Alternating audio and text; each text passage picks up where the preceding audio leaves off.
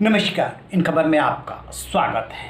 Corona के नए variant B11529 जिसे कि WHO ने ओमिक्रॉन नाम दिया है, इसका म्यूटेशन कहां से और कैसे हुआ, इसको लेकर के दुनिया भर के वैज्ञानिक और एक्सपर्ट्स जो है अब रिसर्च करने में जुट गए हैं। सबसे बड़ा सवाल है कि ये कैसे म्यूटेट हुआ। तो एक आशंका व्यक्त की जा रही है कि कहीं HIV एड्स पीड़ित इससे इन्फेक्टेड हुआ, उसके बाद ये आया, इसको लेकर के रिसर्च चल रहा है। तो इस पे सुनिए एक रिपोर्ट। लंदन स्थित UCL जीनेटिक्स इंस्टीट्यूट के वैज्ञानिकों का मानना है कि कोरोना का यह वेरिएंट पहली बार कहां से आया पूरी तरह से स्पष्ट नहीं है, लेकिन आशंका है कि किसी HIV एड्स मरीज में इम्यूनो कंप्रोमाइज शख्स ने क्रोनिक इन्फेक्शन हुआ। अफ्रीकी देशों में इसके कुछ मामले मिले। यह वेरिएंट बेहद तेज़ी से 30 बार म्यूटेट होता है, जो ज़्यादा टेंशन की वजह है। अल्फ़ा, बीटा और डेल्टा वेरिएंट की तुलना में यह खतरनाक तरीके से मरीजों को अपनी जद में लेता है। कोरोना के नए स्ट्रेन को देखते हुए भारत सरकार ने सभी राज्यों को एडवाइजरी जारी की है और राज्यों से कहा है कि वे विदेश से आ रहे सभी यात्रियों को कोविड टेस्ट जीनोम सीक्वेंसिंग के लिए तैयार करें। रिस्क लिस्ट वाले देशों की केंद्र सरकार ने लिस्ट बनाई है, जिसमें south Africa, Brazil, Bangladesh, Botswana, China, Mauritius, New Zealand, Zimbabwe, Singapore, Hong Kong और इजराइल शामिल है। जो लोग इन देशों से भारत आएंगे उन्हें 14 दिनों तक क्वारंटीन रहना होगा और रवाना होने से 40 घंटा पहले कोविड टेस्ट रिपोर्ट देनी होगी। अधिकारियों का मानना है कि अब तक भारत में ओमिक्रॉन का कोई केस नहीं मिला है।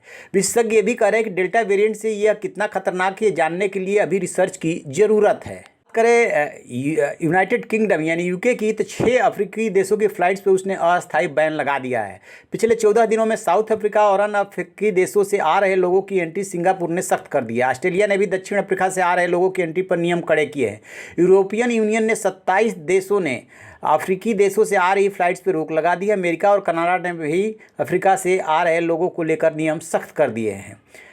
बूस्टर डोज देने का वक्त आया या नहीं, क्रिश्चियन मेडिकल कॉलेज वेल्लोर के माइक्रोबायोलॉजिस्ट हैं गगनदीप कौंग। उनका मानना है कि ताज़ा आंकड़ों से पता चलता है कि ओमिक्रॉन ज़्यादा डरावना है। अगले 2 हफ्ते बाद ही पता चलेगा कि इस स्ट्रेन के खिलाफ वैक्सीन कितना असरदार है, उसके बाद ही इस पर फैसला लिया जा सकेगा।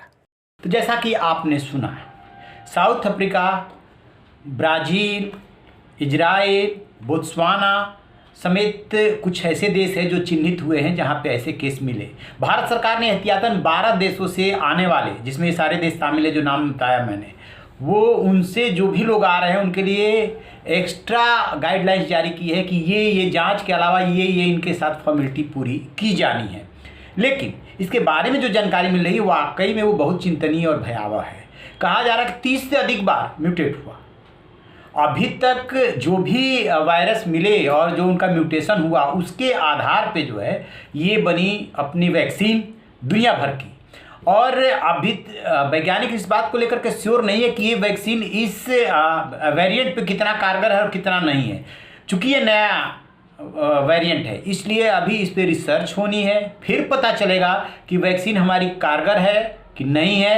कारगर है तो कितनी कारगर है और फिर जो है इसका एग्जैक्ट इलाज क्या है, इस पर अभी रिसर्च होना बाकी है। जिस तरीके से आपको याद होगा मार्च 2020 में कोरोना आया था तो इसके बारे में बहुत ज़्यादा जानकारी नहीं थी। उसके बाद जैसे जैसे जानकारी होती चली गई, जैसे जैसे सुविधाएं जुटती चली गई तो इसको कंट्रोल करने में मदद मिली। इसके बावजूद अप्रैल में 2021 में जैसे भारत में दूसरी लहर आई तो ऐसा लगा कि जैसे सब कुछ भी हम नहीं कर सकते, सब बेबस नज़र आ रहे थे, ऑक्सीजन की इतनी कमी हो गई, हॉस्पिटल पूरे भर गए थे। लेकिन जब कोई वायरस, जब कोई म्यूटेशन, जब कोई वेरिएंट आता है सामने तो उसमें रिसर्च में टाइम लगता है और उस तक पहुंचने में कि इसका एग्जैक्ट इलाज क्या है और इस पर वैक्सीन कितनी कारगर है, यही अब दुनिया लग गई है ढूंढने में। क्योंकि WHO यानी वर्ल्ड हेल्थ ऑर्गेनाइजेशन ने ये तो कह दिया कि वेरिएंट ऑफ कंसर्न है ये और इसका ओमिक्रॉन जो है नाम दे दिया, लेकिन अभी बहुत कुछ इस पर रिसर्च किया जाना बाकी है। तो आप रहिए बेखबर, देखते रहिए इन खबर। Thank you.